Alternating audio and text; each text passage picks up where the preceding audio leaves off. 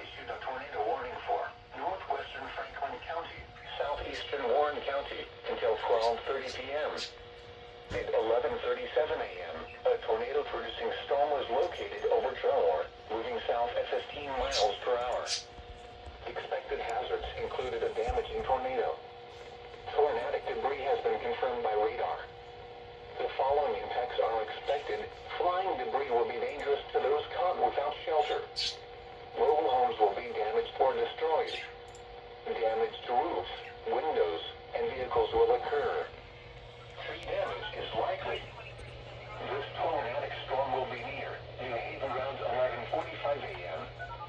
To repeat, a tornado is on the ground. Take cover now. Move to a basement or an interior room on the lowest floor of a sturdy building. Avoid windows. If you are outdoors, in a mobile home, or in a vehicle, move to the closest